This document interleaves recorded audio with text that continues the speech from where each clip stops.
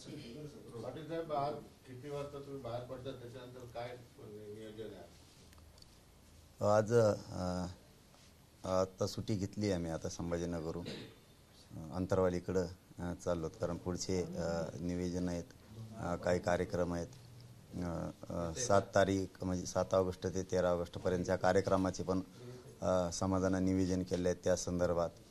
आणि आमच्या काही महत्त्वाच्या बैठका आहेत अंतरवालीत राज्यभरातल्या काही बांधवांच्या त्या संदर्भात. त्यामुळं आणि एक लग्न समारंभाचा सुद्धा घरचा कार्यक्रम आहे, त्यामुळे सुद्धा आज सुट्टी घेतली. अनेक जणांच्या भेटीसुद्धा अंतरवलीच्या 2-4 दिवसात महत्त्वाच्या आहेत राज्यातल्या, त्यामुळे सुट्टी घेणं आवश्यक होतं. आज घेतली. अंतरवालीकडे आता लगेच निघालो. 29 तारखेला समाजाची बैठक आहे, काय नेमकं बैठक असणार, कशा असणार? 29 ऑगस्टचा विषय तो ते खूप लांब आहे. सगळ्या राज्यातला समाज एकत्र येऊन त्या ठिकाणी ठरवलं जाणार आहे की जर सरकार आपल्यावरती अन्याय करणार असलं जाणून बुजून चारही बाजूनी, मराठ्यांनाच फक्त घेरायचं, त्यांचं हक्काचं असणारं आरक्षण त्यांना द्यायचं नाही.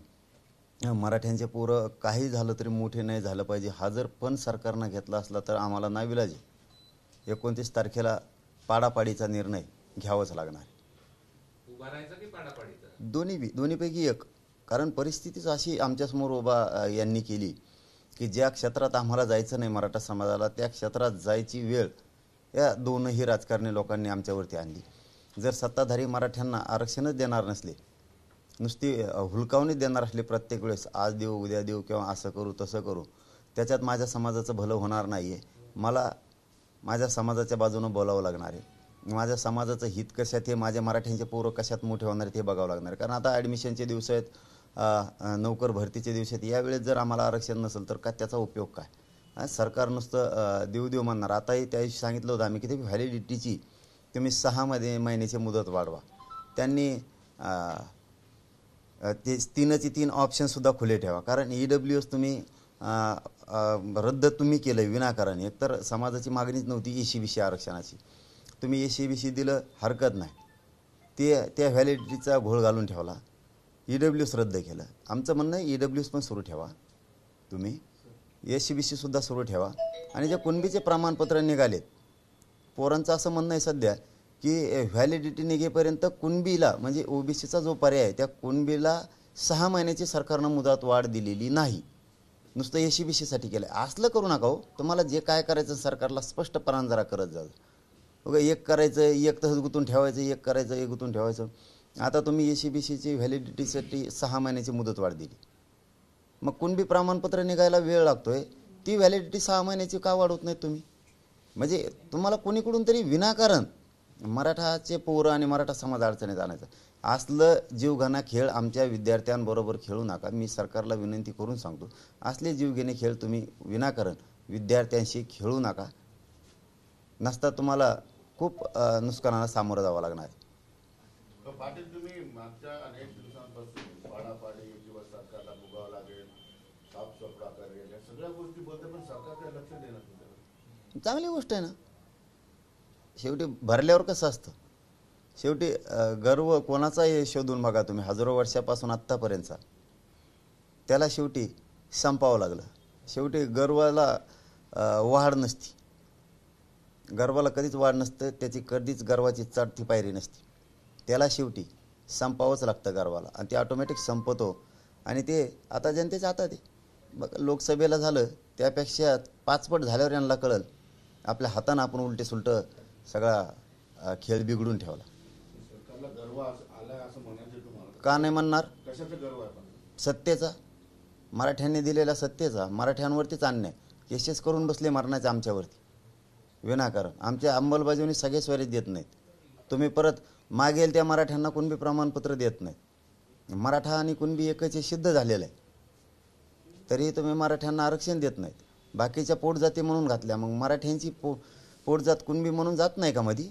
म्हणजे मराठ्यांवरती जाणून बुजून अन्याय करायचा आणि उगं इकडं बाहेर येऊन बोंबलत बसायचं. त्या सारथ्यांच्या पोरांच्या मरणाचे हाल सुरू आहेत. काय उपयोग आहे आम्हाला? तुम्ही ज्या काय सवलती देऊन बसलात, काय कामाच्या आहेत त्या? कोणची सवलत कामाला येते? मुलीचं उच्च शिक्षणाचं काय झालं? तुम्ही सांगितलं ना, सगळ्या क्षेत्रातलं मुलींना मोफत शिक्षण, काय झालं त्याचं? का फीस घेतल्यात? मी पावत्या देतो. कोणत्या सरकारला पावत्या पाहिजेत भरलेल्या? या कालच्या आठवड्यातल्या फीस भरलेल्या पावत्या. अरे करायचं तर स्पष्ट करायचं शिका रे. काय द्यायचं ठरलं ना मुलीला मोफत शिक्षण मराठ्यांसह सगळ्या जाती धर्माच्या, तर स्पष्ट देऊन टाकायचं. निकष नाही फिकस नाही. दिलं मुलीला मोफत शिक्षण. अर्धवट गुटून ठेवायचं. त्यांना विनाकारण व्हॅलिडिटीची आट घातली त्यांना पण. बरं त्याच्यात ॲडमिशनला पैसे पण घ्यायला लागले. काय याच्यामुळं तुमच्यावरती सगळ्या समाजाचे लोक नाराज व्हायला लागलेत आणि तुम्ही टाकलेले डावं तुमच्याच नड्यात गुतायला लागले सरकारच्याच. शरद पवार काल आले आणि तुमच्या याच्यावर ते बरोबर 2 दिवस होते, पण आंदोलनावर ते पहिल्यांदा काल आणि परवा आणि काल बोलले. काल ते असं म्हटलं की महाराष्ट्रामध्ये ओबीसी मराठा सामाजिक संतुलन बिघडणार नाही, कारण जरांगे पाटील हे फक्त मराठ्यांच्या आरक्षणाची गोष्ट करत नाही, तर मुस्लिम आरक्षण असेल, धनगर आरक्षण असेल, या सगळ्या समाजासाठी बोलत आहेत. नाही ते काय म्हणते त्यापेक्षा माझं मन, माझी नियत, माझे विचार काय सांगतात, माझे संस्कार काय सांगतात ते माझ्यासाठी महत्त्वाचं आहे. मला वाटतंय मराठ्यांचं कल्याण व्हावं गोरगरिबाचं, तसंच लिंगायत समाजाचं सुद्धा व्हावं. त्या गोरगरिबांना आरक्षण मिळालं पाहिजे. गोरगरीब धनगरांना सुद्धा मिळालं पाहिजे. मुस्लिम समाजालाही मिळालं पाहिजे. काही समाजाचा आणि राजपूत समाजाचाही प्रश्न आहे, त्यांनाही मिळालं पाहिजे. ही माझी प्रामाणिकपणाची भावना आहे. बंजारा समाजाचं खूप वर्षापासूनचं म्हणणं आहे की आमचा वेगळा प्रवर्ग करा, म्हणजे आमचे पोरं अधिकारी होतील, मोठी होतील. 12 बलुतेदारांचा वेगळा प्रवर्गाची अपेक्षा आहे. का म्हणू नये मी का म्हणू नये? आमच्या लेकराचं कल्याण होत असताना त्यांच्या लेकराचं सुद्धा कल्याण आम्ही का बघू नये? आम्ही आमच्या भूमिकेवर ठाम आहेत आणि आमची भूमिका आम्ही स्पष्टपणा लावून धरणार आहेत. मग परिणाम काही झाले तरी त्याची चिंता मी करणार नाही. पण सगळ्या जाती धर्मांना मात्र आरक्षण दिलं पाहिजे, त्यांचा हक्क त्यांना दिला पाहिजे. आणि वेळ प्रसंग जर आलाच तर सगळ्या समाजाने एकत्र येऊन दारं खुले केले पाहिजेत विधानसभेचे. यांना पाडायचं म्हणजे पाडायचं, दारं खुले करायचे आणि सगळ्यांनी आज जायची तयारी करायची. की ते काल असं म्हटले की त्यांना वारंवार विचारलं की तुमची ओबीसीतून मराठा समाजाला आरक्षण देण्याची भूमिका काय आहे. त्यावर त्यांनी उत्तर असं दिलंय की चर्चेतून मार्ग काढावा आणि चर्चा ही आमच्या पक्षाची भूमिका आहे. मात्र त्यांनी स्पष्ट करायला तयार नाही की त्यांची काय भूमिका आहे, ओबीसीतून हवं की नको. ही जबाबदारी दोघांची पण आहे, सत्ताधाऱ्यासह विरोधी पक्षांची सुद्धा. हे जसे बोलत नाहीत तसे ते पण बोलत नाहीत, किंवा ते बोलत नाहीत तसे हे बोलत नाहीत. हे फक्त त्यांना बैठकीला बोलवतात आणि ते यांना बोलवतात. म्हणजे काय नाही का, बघा मला सांगणं गरजेचं आहे म्हणून सांगावं लागतं. कारण हे का सांगतो मी तर माझ्या सर्वसामान्य लोकांच्या मी काय बोलतो लक्षात येतो म्हणून मला सांगायला लागतं. एखादं जर काही विक्रीला बाजारात नेलं जनावर, काही बैल आपण ते विकत नसलं तर ते 4-5 जण येडे घालतात दुसरेच, आणि नुसते बैलाच्या पाठीवर थापटा किती आहेत, जनावराच्या पाठीवर थापटा किती आहेत, मागितला एवढ्याला आणि त्याला घ्यायचाच नसतो, दुसऱ्याच्या गळ्यात गुंतून द्यायचं लफडं. असल्या सवयीचे लोक आहेत हे राजकारणी. म्हणजे हे दोघं पण हे फक्त त्याला बैठकीला बोलित आणि ते याला बोलित आणि जात कोणीच नाही. पण समाज आहे शेवटी. या बळापुढं कोणाचंच बळ टिकत नाही, कोणत्याच सत्तेचं. मग समाज कोणचाही असू द्या. त्याच्यामुळे ह्या बळाच्या नादी लागू नका. सुधरा. एकमेकांवर ढकलून वेळ काढूपणा करतात आता निवडणुकीच्या. पर्याय उपयोग नाही होणार. पण समाजाने एक झटका दाखवलेला आहे, आता असा दाखवील की पश्चाताप करायला दिवस सुद्धा नाही राहणार. माझं सरळ म्हणणं आहे, कुठं नेरेटिव्ह भरून काढणे, अभियान राबवणे, एक प्राध्यापक सर करते ते महान गुरु, अभियान राबवणे, त्यापेक्षा ट्रॅप रचवण्यापेक्षा सुधरा. आम्ही जर सुधारायला लागलोत ना, असं नुकसान होईल कळायचं सुद्धा नाही. सुधरा. चंद्रकांत पाटील असं म्हटले की शिंदेने जर सर्व पक्षीय बैठक बोलावली तर त्या बैठकीला मनोज जरांगेंनी स्वतः उपस्थित राहावं. कारण मनोज जरांगेंचे प्रतिनिधी जर बैठकीला उपस्थित राहिले आणि त्यांनी एखादी गोष्ट मान्य केली तर ती गोष्ट मनोज जरांगेंना मान्य नसते. आधी तुम्हाला नसती ते बघा, नका तोंड खोपसू इकडं. तुम्हालाच नाहीच तर तुमच्याच नेते आलेला आहे प्रमुख, तारणहार काय म्हणतात का त्यांना, बजरंग बली काहीतरी म्हणतात ना, काय म्हणतात त्यांना, हा पंचट मोचक संकट मोचक ते त्यांना म्हणते.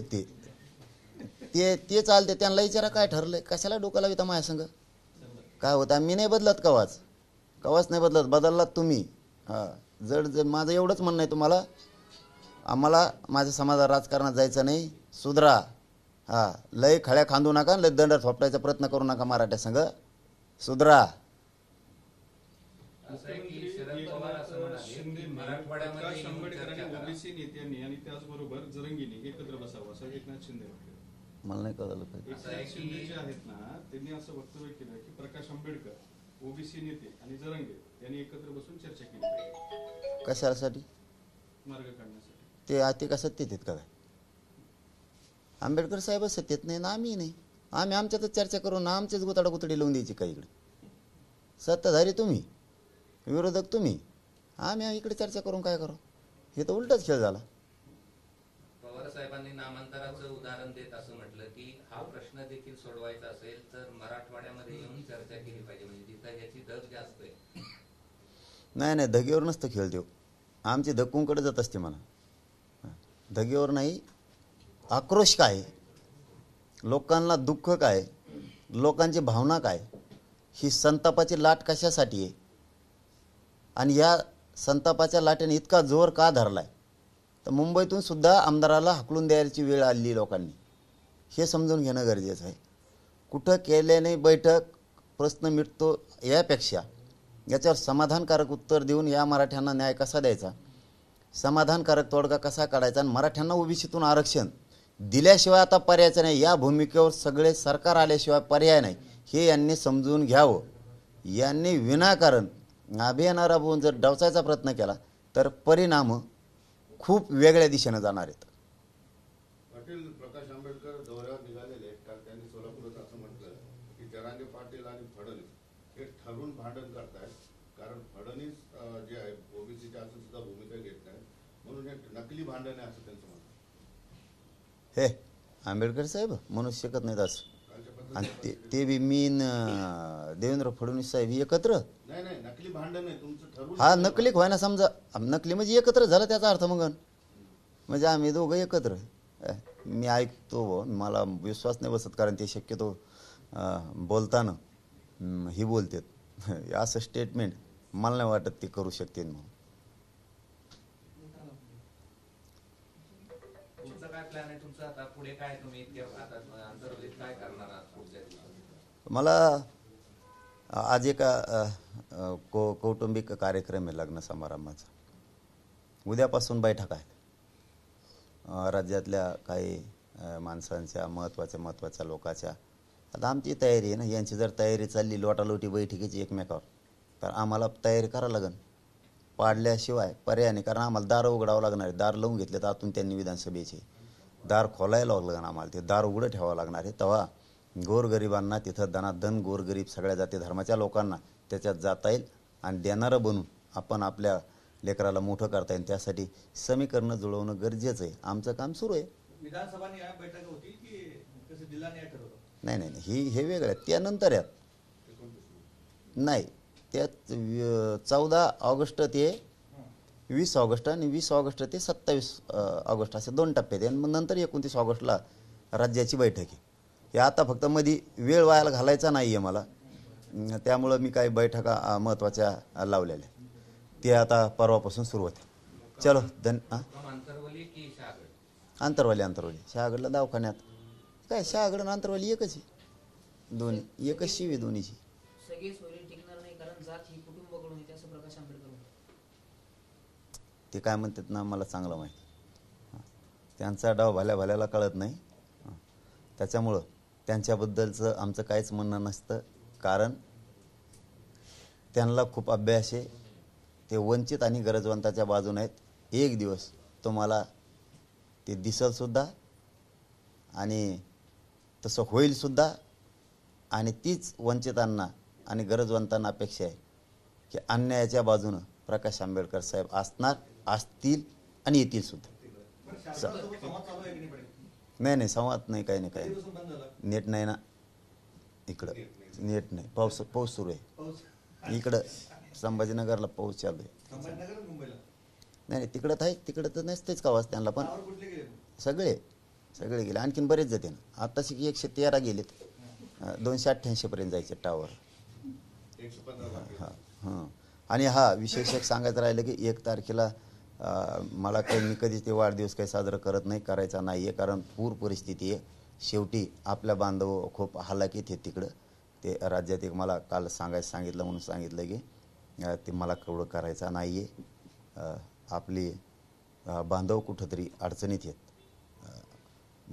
पूर आला आहे मुंबई, पुणे, कोल्हापूरसारख्या ठिकाणी. त्यामुळं आनंद व्यक्त करण्यात मला काय रस नाही. चला, धन्यवाद. तुम्हाला वाढदिवसाच्या ॲडव्हान्समध्ये शुभेच्छा. धन्यवाद. पाटील, चला, ड्रोन धन्यवाद. बंद झाले की नाही? हां, ड्रोन बंद झाले की गेल्यावर बघतो ना मी 4-3 बल्ब बसलेत त्याला जणू ना. तुम्ही आता वेळेस सडक नसले की ड्रोन बंद होते, म्हणते तसं. गेले की ड्रोन सुरू होते. मग ह्या बारीनं आले तर मग सरकारचेच म्हणावं लागेल. हां, कारण ते मी तुम्हाला उद्याच्याला डिटेल माहिती सांगेन. मला वाटतं ते एक करमाडकडं उतरत आहे, मला अशी माहिती मिळाली. आणि एक तिकडं पाथर्डी आणि म्हणजे नाही का नगरच्या आणि बीडच्या बाउंड्रीवर तिकडं उतरत आहे. हे इतके लांब आहेत जणू ते 30-30 किलोमीटरवर उतरत आहेत. पण ते ऐकू माहितीला किंमत नाही. उद्यापासून मी बी तिथंच जरा लक्ष घालतो आम्ही त्याच्या. चल, ओके. विधानसभेत किमान 100 आमदार ओबीसीचे निवडून आले पाहिजेत असं प्रकाश आंबेडकर बोलले. म्हणजे चांगली गोष्ट आहे ना. त्यांचे 50-100 आणि आमचे 100. चलो, धन्यवाद. माहिती सरकार हां, नाही त्यांचे 100 आमचे 100 म्हणलं जुळलं ना. गेले बाकीचे सगळे घरी. यांना घाला मग म्हण नाही. गोरगरिबाच्या हातात सत्ता द्या. एवढीच संधी आलेली. धनगर बांधवांनी, दलित मुस्लिम बांधवांनी, मराठ्यांनी, 12 बलुतेदारांनी समजून घ्या गाड्या. हो, आलाय संध्या. जुनी मन आहे, गरम आहे तोवरच हातोडा आणा. नंतर काही बोंबलून उपयोग नाही होणार. ज्या दिवशी तुम्हाला वाटण आपण सत्ता बदलून आपल्या लेकराला न्याय देऊ, त्यावेळेस हातातून वेळ गेलेली असणार आहे. हीच संधी आहे. मराठी एक झालेत आणि आपणही सगळे एक व्हा आणि ही बार ओढून टाका. यांना घाल. राजकीय पक्ष स्थापना करणार नाही नाही, लय मजा आहे या पक्षात. पाडापाडीत लय मजा आहे त्याच्यापेक्षा. तुम्ही नुसती मजा बघा. आता 29ला काय होतं, पाडापाडीत दणात दण पाडी दे. चला, धन्यवाद दादा.